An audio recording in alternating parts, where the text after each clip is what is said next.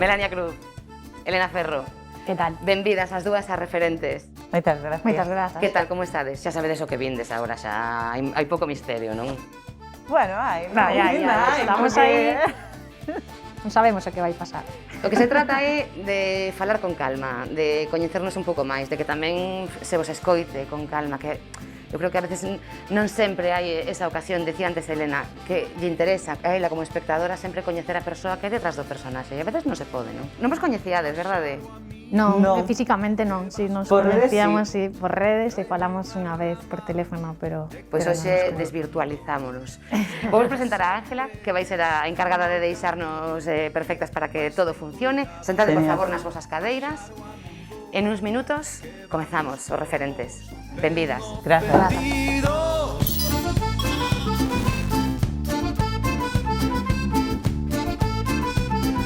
Eu atravesei varios períodos de depresión e estiven traballando tan campante.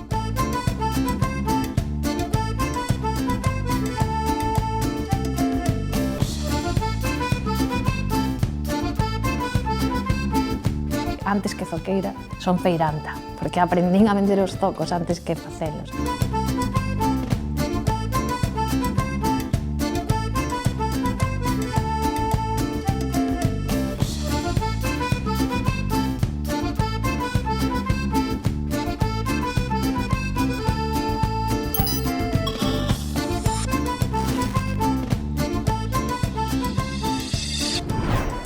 Ben, xa nos confirmaron que a proba da COVID deu negativo, así que vos propoño que nos miremos enteiras, que xa é ata raro ver a xente a cara enteira. Gostaríame empezar. Cada Referentes pedimos a xente que nos deixe unhas preguntas para os seguintes referentes sen saber quen van ser os destinatarios desas preguntas. Os últimos que pasaron por aquí foron Manolo Rivas e Fátima Pego. Fátima Pego preguntouvos: Que é o que vos fai erguer cada día? Vas ti primeiro agora. Dalle ti, veña. Bueno, o motivo para min é a xente que quero, non? É o meu traballo, que tamén é a miña paixón, non? Pero de ter a sorte de nacer onde nacín, non? E a sorte de criarme no que é o meu traballo agora, e que me apaixone, e a sorte de ter xente que me queira, non? Os meus amigos e a miña familia. Iso xa é, o sea, non ter ánimo para levantarse tendo esa sorte, pois sería un pecado, non? Entón, ás veces, cando ao mellor costa un pouquiño, penso en esas cousas e digo, bueno, non fajas o parvo, o sea, levántate. Pois sí, claro. Non, emocioname aí escoitarte porque sí que non? Pois a xente que temos ao noso redor, que nos coida, que nos quere, coa que compartimos tantas cousas, é o que nos fai fabricar as ilusións tamén para ter as forzas que hai veces que non as hai, non? Sí, Pero iso sí que axuda. E sí, a ilusión de ver e de compartir, non só no laboral, non? Senón no persoal, que eu creo que non sei se é unha cuestión de madurez, non o sei, pero igual eu antes daba máis importancia como o profesional e agora, dende aí un tempo, de como non, onde estabas, volve aquí, non? Claro, claro. Se van cambiando as prioridades, non? Tamén a evolución, a experiencia, vas madurando, cousas que importaban moito. Ahora, cando falabas de cando che flaquean as forzas, non sei cal é o último episodio no que podedes lembrar. Aquí derrapei e custoume sair. Tiven un desánimo e tiven que tirar disto para continuar. Porque as forzas fallanos a todos en algún momento. E, bueno, a verdade é que levamos unha temporada e uns meses que ás veces pone difícil a situación, non? Sí, eu comentaba antes a Melania, non? Eu creo que pasei un confinamento antes do confinamento, non? Bueno, pois, a min, as relacións sentimentais, pois un pouco que é o que máis me... é o meu talón de Aquiles, non? É o que me tumba un pouco, non? Entón, saí dunha relación e aí estiven uns meses, pois, bueno, un pouquiño baixa, non? Iso foi xusto antes do confinamento. Entón, o confinamento non foi tanto confinamento para min, non? Empecei un pouco, pois, a a achegarme outra vez a todo, non? Entón, podo dicir que no confinamento pois disfrutei, non? E recuperaches. Recuperei, sí. Sí. Para min foron peores os meses antes que o confinamento en sí. Entón, pois, bueno, foi unha aprendizaxe moi grande. Bueno, foi unha época de aprendizaxe realmente para moita xente e en moitos casos á forza. Non sei de que tiras cando flaquean esas forzas ou cale un episodio que lembres onde digas custoume. Pois eu creo que, claro, que eu levaba arrastrando, que isto foi algo que eu durante o confinamento fun máis consciente, non me dera tempo a pasar a morte da miña avoa, non? Como que non me dera o tempo de loito a min mesma. Entón, trataba de refuxiarme no laboral para non enfrontar esa realidade. Que miña avoa foi a persoa que me criou, para min é un referente total a todos os niveis, e sí que durante o confinamento foi como xa viña, xustamente que é curioso, porque eu viña, falábamoslo antes cando estábamos aí, tamén dunha ruptura de 13 anos, e xusto o confinamento foi a volta e colleume no piso do meu exmozo, probablemente futuro mozo, non? E aí foi como atopar os meus espazos, non? Dicir, pois vou facer as miñas horas de escrita, de lectura, eu soa en 40 metros cadrados, pero é posible tamén facer iso.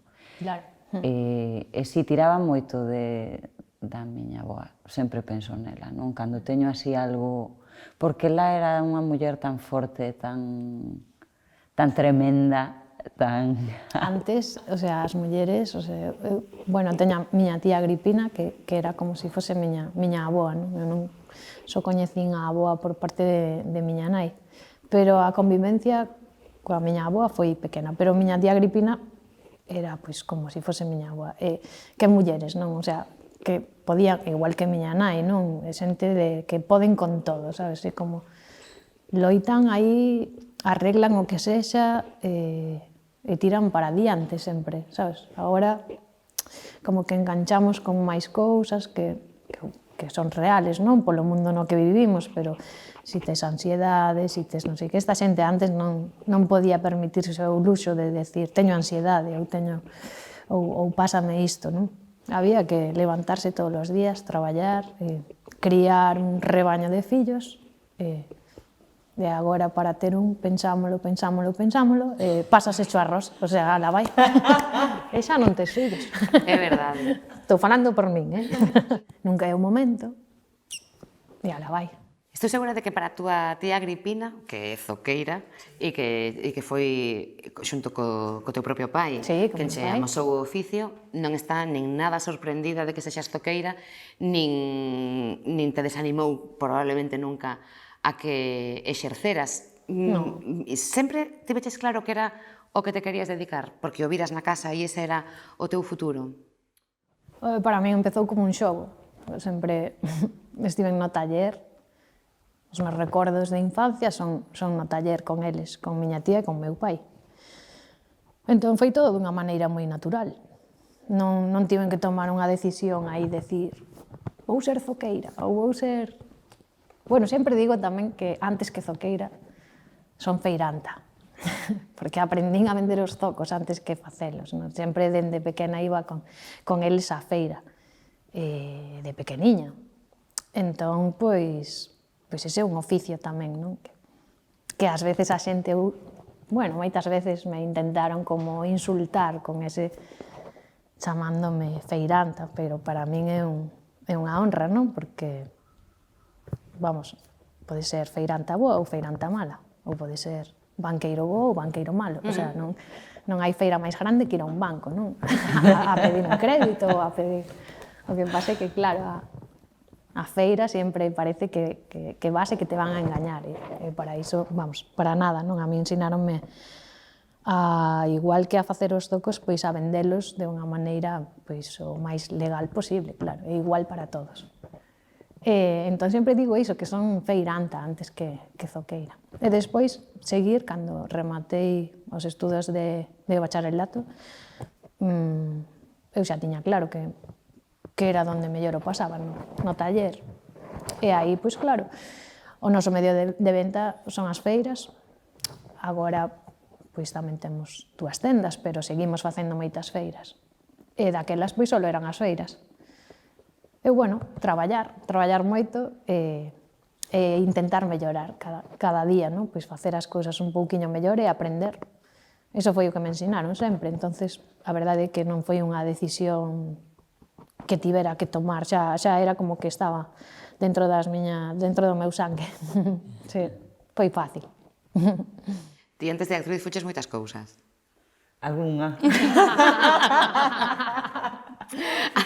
Aí houve un proceso, non sei se foi un proceso de para conseguir chegar a ser actriz vou pasar por este camiño ou se a dramaturxia e a interpretación se acabaron cruzando noutro camiño que levabas. Non sei que se interpuxo sobre que. Pois eu creo que a nivel... Eu dende pequena sempre fun moi de xogar, non? A facer o teatro na casa, gustábame imitar a xente, sempre lle facía espectáculos aos meus avós, aos meus pais e tal, pero, claro, chegou un punto no que eu empecé a estudar, fixen un ano, non, de traducción e interpretación porque me gustaba, pensaba que me gustaba, e despois tive unha conversa precisamente coa miña avoa na que me dixo fai algo para ter contentos a teus pais, para que non teñan que dicirche,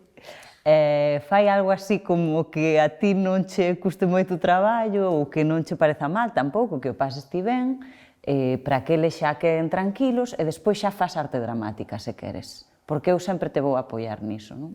Iso túa avoa. Miña avoa Pilar. Mentres teus pais dicían? A ver, claro, meus pais... Claro, agora vanme ver nesta entrevista, pero sí, os dous son funcionarios. Entón, eu creo que a cuestión era que eu dende pequena sí que me gustaba dar clase. Aos máis pequenos, non? Como as miñas curmás sempre lles daba clase eu de inglés, de lingua, de tal... Fixen magisterio por inglés, entón exercín como profe de inglés en distintos centros educativos, en academias, que tamén foi o que me permitiu a min despois poder pagarme arte dramática. E houve un momento no que tiven que como que decidir, pero porque era algo que me estaba dicindo eu a min mesma, igual estás poñendo as enerxías nun sitio que non se dá para todo, non? E sí, fixen arte dramática, tive moi bons compañeiros de camiño aí, e foi o que me permitiu despois crear compañía de teatro, e foi todo así, non? Pero é que hai pouco, claro, eu deixei unha praza, que esta é outra historia, pero deixei unha praza na Escola de Arte Dramática de Galicia, de Pedagogía Teatral. Tiven que decidir aí entre dar clase ou... Non é que tivera que decidir, foi unha chamada que me dixeron teste que incorporar xa. Eu daquela estaba facendo unha serie, eu son de que se me comprometo cunha cousa, entón foi como, vale, pois tes 24 horas, pois en 24 horas decidín, e despois a conversa familiar foi fina, pero non estivo mal, porque ao final, claro, eles aceptan, se te queren aceptan que aí ese é o teu... estaba a túa paixón ou un traballo máis estable, non? Esa é a... Que a min tamén, é que o tema é que eu a docencia nunca abandonei de todo. Sempre estou en contacto con grupos diversos, con colectivos así de teatro. Levamos como 12 anos traballando cunha compañía de persoas con discapacidade visual, que está en Ourense, Teatro Muxicas, que aprendemos moitísimo deles, son increíbles. Entón nunca abandonei iso, pero sí que foi, aí decide. E agora, alégrome de ter decidido. Cando non teño traballo, penso nese momento de me cago en... Bueno, pero tamén che privaría de outras oportunidades que tiveches neste tempo que si estiveses aí, Totalmente. non... Eu faría o mesmo que a ti, seguramente. Aliviame que digas iso, a verdade, porque... Sí, eu totalmente, creo que faría o mesmo, Ainda que, claro, iba a dicir antes que o traballo da docencia, de dar clase e estar cara a alumnos, tamén ten moito que ver, o sea, eso facilitache tamén o traballo a hora de, pois, porque, bueno, eu son bastante tímida, non? Entonces, estar cara a xente, non falar así, e penso nos mestres ou nos profesores dando clase, é un pouco tamén, tes que non interpretar, pero pareceme un traballo pois difícil, non? E pareceme que ten que ver tamén pois co teu traballo, non? Dar clase, pero falar cara a xente, non? Que aí ao mellor empezaches por iso, pero tamén te axudou a hora de interpretar, non? Sí, non sei, a ver, eu creo que dar clase é moi demandante, porque non abandonas... Eu remato unha rodaxe e igual tardo tempo en abandonar certas sensacións relacionadas co que estaba interpretando e tal, pero o dar clase eu marchaba moitas veces para casa con moitísimas preocupacións relacionadas co alumnado, non? En plan, pois esta persoa está mal, de que maneira eu podo axudala a tal, ou estarei facendo as cousas ben... Cuestionábame moitísimas máis cousas das que me cuestiono agora cando só teño que traballar como actriz. Claro. E pásame, non? Sempre os procesos creativos con compañías diversas, sempre me pasa iso. Se eu estou na dirección ou na codirección ou na axudantía de dirección, sempre penso, estáse me pasando algo, Claro. e voume con frustracións que da outra maneira non é que non me frustre, diga, podría, porque despois esa é outra, que eu para verme son o peor porque vexo as cousas que fago e digo, porque as teño que ver porque me axuda a mellorar, pero estou aí, isto non, isto tería o feito así, isto... Agora, claro, a todo o pasado, pois xa... Antes, cando che dicía, Elena, sobre esa disyuntiva que tiveches e escolliches o que nese momento che pedía o corazón e co que estabas comprometida e decidiches non quedar mal a quen lle deras palabra. Sobre valentía, se agora che digo a palabra Katiuska, ti que pensas? Bueno, as Katiuskas fixeronlle moito dano aos zocos. Bueno, non, eu bromeo con iso cando conto un pouco así a historia dos zocos, non así que a finais dos anos 70, pois, bromeo un pouco con iso, pero enténdese perfectamente, non? Que a Katiuska foi a maior enemiga dos zocos, non? Porque a xente empezou a usar Katiuskas e estaba dos zocos, pois, farta, non? Porque era un calzado que representa a pobreza, non? Usabas zocos porque non tiñas cartos para... Bueno, porque había que traballar no campo e porque non había cartos para ter unhas botas ou uns zapatos. Entón, a xente estaba moi chea de iso, do pan de millo e dos zocos. Entonces, eso, a finais dos anos 70, empezaron a vir as Katiuskas e iso, bueno, aparte de que todo empezou tamén a mellorar, non? Pero en 10 anos ou así, desapareceron moitísimos zoqueiros e zoqueiras que había, que tiveron que cambiar de oficio porque non se vendían. A mellor nun mercado onde había 10 postos de zocos, pasou a haber 2 nada máis, non? E iso son 10 anos que non é nada. E despois, claro, a xente ver zocos, eso era o peor, non? Entonces, eu ata fai pouco, pois, os comentarios sobre iso foron sempre despectivos, non?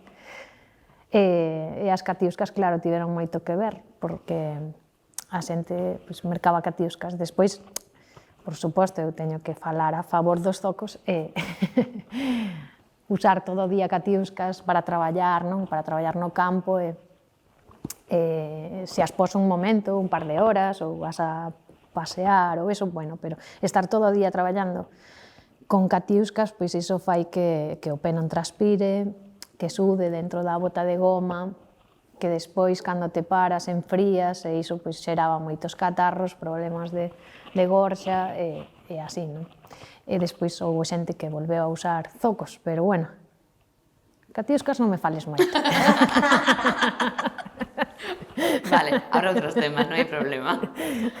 Despois falamos dos recoñecementos, porque ás veces ver tanta inseguridade, o síndrome da impostora que falabas, en dúas mulleres que estiven botando contas e entre as dúas tenes premios e recoñecementos que non collen nunha páxina, incluído pois, un Premio Nacional de Artesanía, e xustamente antes de recibir o premio da Festival Internacional de Cortametraxes de Bueu, lín unhas declaracións túas nas que decías un premio que chega xusto cando me estaba pensando se teño realmente cabida nesta profesión e este é o meu sitio. Sí, é que é duro, non? Quero dicir,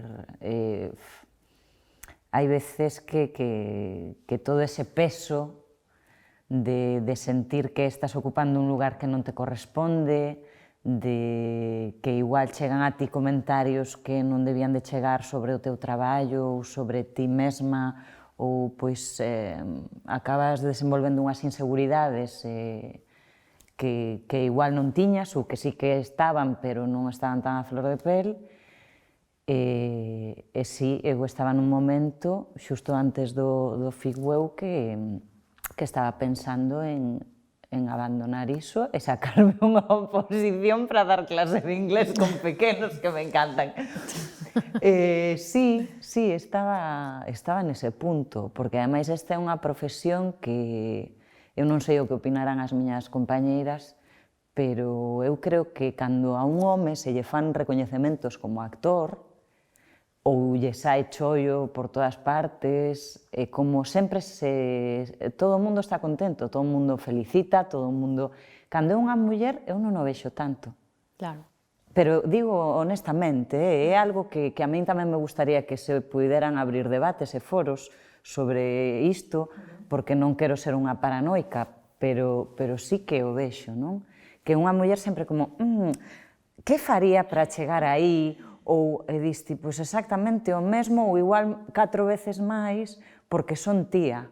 Sí, seguramente iso, 4 ou 5 veces máis. É increíble. A min pásame con compañeiros. Hai tempo que nunha das primeiras pelis que fixen en Docs fixeron varias críticas da peli e resulta que o meu nome non aparecía por ningún sitio, non? E eu dixen, non lle dei importancia no momento, non? Pero a miña parella díxome, pero por como non saes aquí? E digo, porque o normal é que falen de... O normal é que falen de Morris, de Miguel, de Carlos, que son as caras coñecidas e tal, e que son homes. E de tempo despois eu digo, é que eu son protagonista da peli. Claro, entón... E non obviouse absolutamente o meu traballo. Igual mellor porque seguramente pois, a persoa que estaba escribindo a crítica non lle gustou, non lle pareceu o suficientemente significativo como para... Bueno, unha peli premiadísima, dubido que a túa actuación desmerecese o papel do crítico, pero vaya, que sí, sí, é notable. É iso, ese tipo de cousas, non? Que diste... Sí, normalizar esas cousas. Sí. Unha cousa é a traxectoria e outra, pero sempre como que temos que estar aí sobrepoñéndonos a dando prexuizo tras explicacións, prexuizo. dando explicacións. Sí, e cansa. Sí. Eu, pois nese sentido, cansei ata o punto de dicir non sei se isto me compensa. Pero claro, tamén é un pouco que viñamos comentando ao principio, que eu viña arrastrando cousas familiares non asumidas, non? E no momento no que te pos e te enfrontas e dis, pois teño que asumir isto, teño que asumir que esta persoa xa non forma parte da miña vida ou que forma porque está en min, está na miña irmá, está nas miñas curmás, na miña mai. E tamén é duro enfrontarse á realidade, esta que ti falabas antes da ansiedade, a depresión e tal. Eu creo que se fala pouco destes temas, non? Sí. Moi pouco. E penso que está ben falalos, porque todo o mundo en algún momento da súa vida atravesa por situacións así, non? Claro. E non é nada extraño coñecer un caso ou outro caso ou tal, pero aínda parece que... Costa falar diso. Sí, Pero está estigmatizado. Sí, E de alguna totalmente. maneira, e tamén se converte nun tema tabú que fai tamén que non falemos de un problema enorme como son as tallas de suicidio. Sí. Primeira causa de morte non natural xa, en Galicia a taxa é elevada, pero falar de calquera tipo de doenza dese tipo xa non é iso que che faga parecer máis débil, que tamén, senón que parece que te fai ser menos confiable. sí. Xa, claro. É como, non o vayas dicir, a min dixéronmo.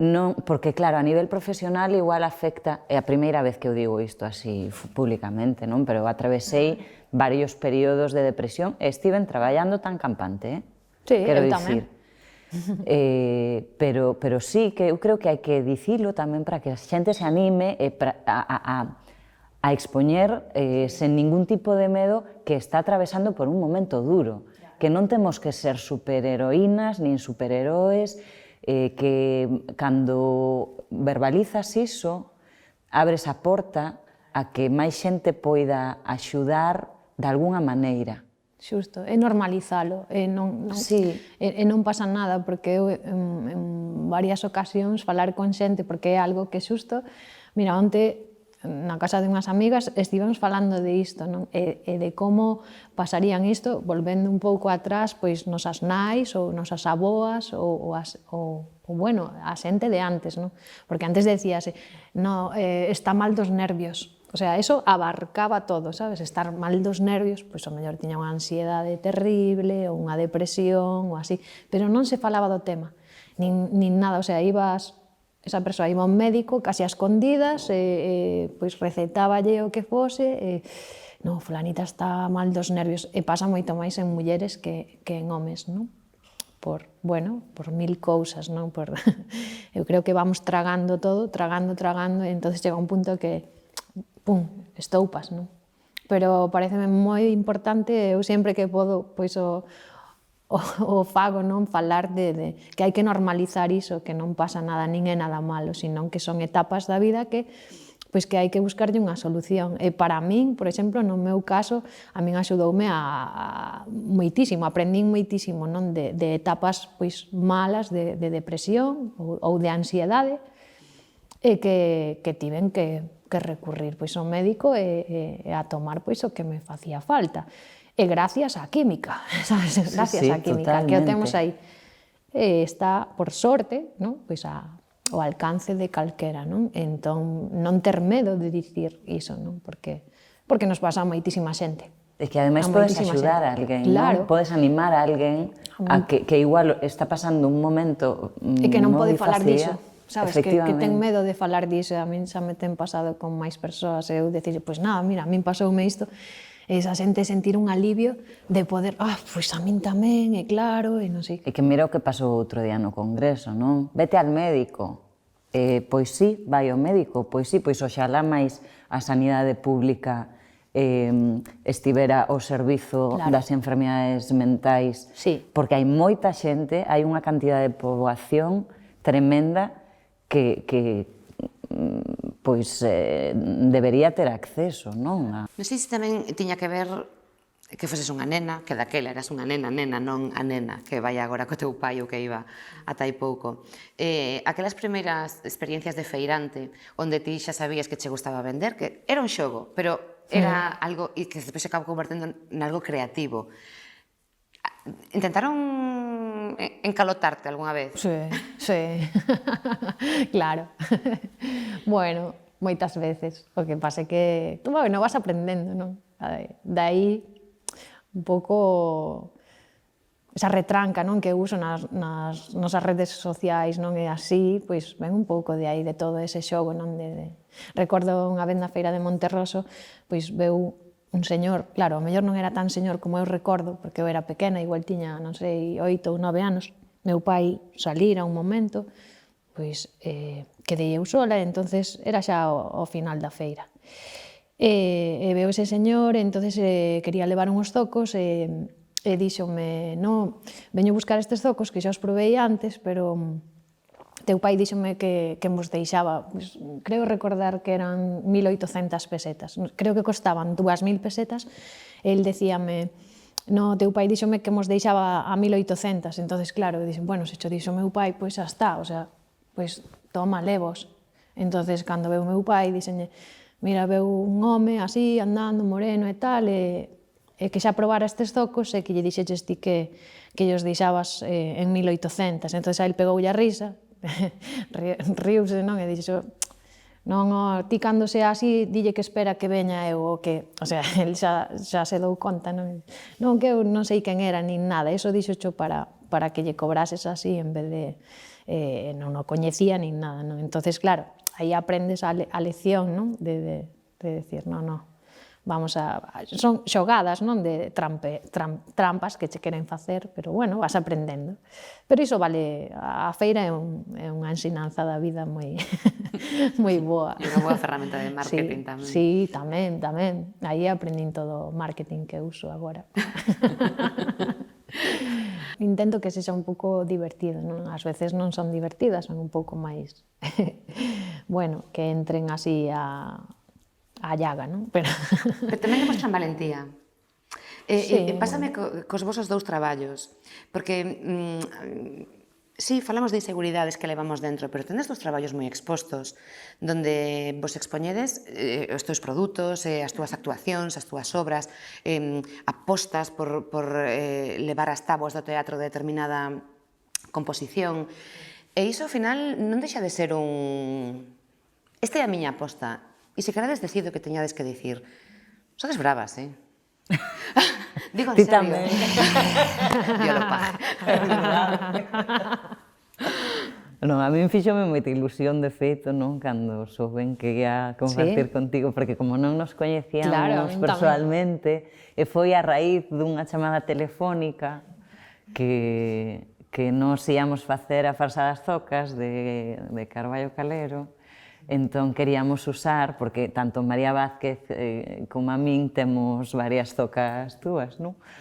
E dixemos, imos contactar con Elena, non vai a ser que, para dicirlle, mira, pois pareceche mal que saian as zocas, porque é un elemento superimportante, e así foi como tivemos o primeiro contacto. Ela, bueno, foi precioso porque dixo, a ver, dádeme a vosa dirección, e mandounos uns chaveiros, uns calcetins... Bueno, home, por que menos, non? Si, eu xusto tamén cando me dixestes que era Melania, dixen, bueno, por fin, porque se non é por isto, mellor non pasaba nunca, sabes?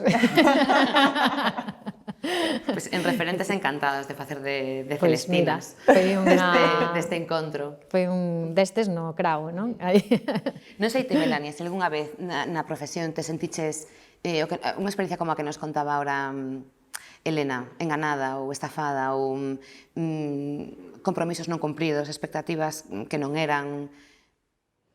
Eu creo que sí, ás veces ver que me fan comentarios que a un compañeiro non lle farían, non? Pois concretamente pasoume unha experiencia nunha rodaxe que eu tiña unha secuencia de sexo, de semidesnudo. Entón estiveron como 45 minutos iluminando e eu sen parte de arriba, sen nada. Entón eu non son moi de pedir cousas, pero tampouco me mola que se pode estar cunha bata en lugar de estar aí alegremente, tamén porque teño frío, eu son moi frioleira, non é unha excusa, é así. Fixeronme un comentario que foi, mira como se lle está subindo a cabeza a ser a prota, non? Foi horrible.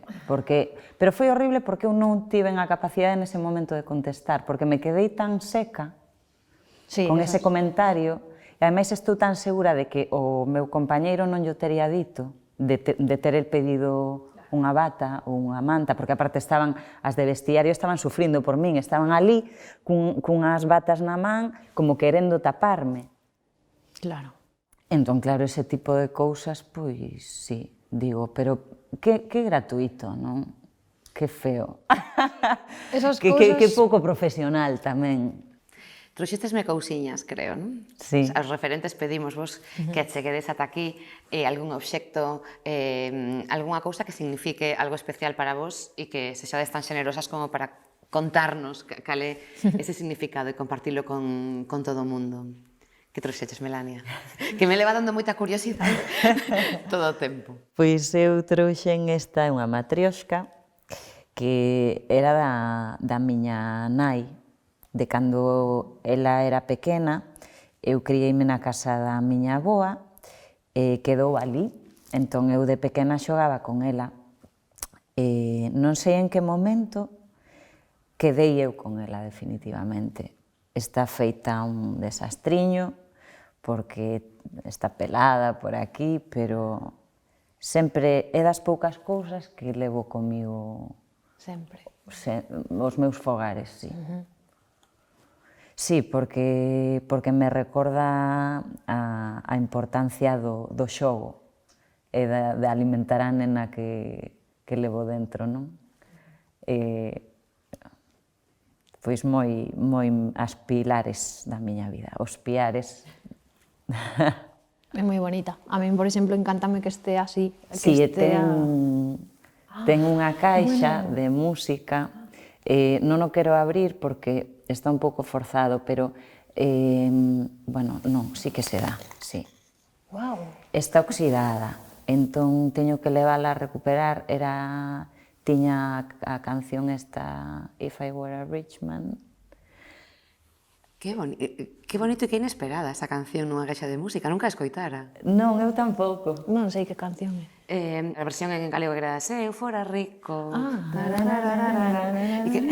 E parece, nunca escoitara nunha caixa de música esa canción. Sí, pois está estropeado, de feito non xira. Levo querendo, pero necesito ir a un sitio... Bueno, le trouxo ferramentas. Eu trouxen ferramentas, se queres. Igual facemos aí un apaño. Se me das 10 mellor minutos. non probar, porque encantoume. É moi bonita, Encantoume sí. a matriosca, de verdade, preciosa, vese vivida, vese xogada. Moito, moito. O pano da cabeza encántame, porque Sí, pero vese mira, está... o uso, sí, non está lle gastadiño, quixen pero... coser tampouco, Non. non? Porque simboliza tamén, pois... Está precioso, sí. As cousas que nos van O pasando. uso. Sí. Sí. Mm. Elena. Eu trouxen este martelo, que ademais fixo yo meu avó por parte de miña nai, a meu avó por parte de pai. Eu recordo de sempre, non? Sobre todo a miña tía Agripina, bueno, a meu avó perfecto non o coñecín, pero a miña tía Agripina sempre traballando con este martelo. O doblar as pezas de coiro, pois hai que repasalas co martelo, e este era o martelo de iso, e eu sigo usando. Está conmigo sempre. E tamén ten aí o desgaste, que gustame moito estas zonas, igual que na boneca, as zonas así de desgaste. Isto de aquí era porque para facer as correas dos zocos, os mallós, cravábase unha coitela na mesa de madeira, non? Para cravar a coitela petabas co martelo arriba, por iso está así gastado. E ao ter a coitela cravada, pois facíase como unha roda e tirabas, bueno, é un pouco difícil de explicar así, Sí, sin pero eso, estámolo vendo, sí. tirabas pola rodiña e a coitela facía de soporte para cortar os mallós, non? Entonces todo isto que ten aquí é de cravar a coitela na madeira. E despois, bueno, petar aí, querolle moito. Tamén se ve vivido. Sí, ten moita historia. E querido como a túa boneca. Foi precioso falar con vos, Igualmente. De verdade. Igualmente. Quero agradecervos ata o infinito o dadivosas que estivestes con todas as vosas experiencias. E este falar calmo e escoitar calmo, que a veces parece que si vemos algo que dura máis dun minuto, decimos, non vou poder prestar atención. Pero canto se aprende cando te sentas e te paras a escoitar. Agradezovolo moito, de verdade. Pois Eu a vos tamén tamén. estou moi agradecida, porque é moi bonito ter esta oportunidade. Super dúas referentes. Grazas.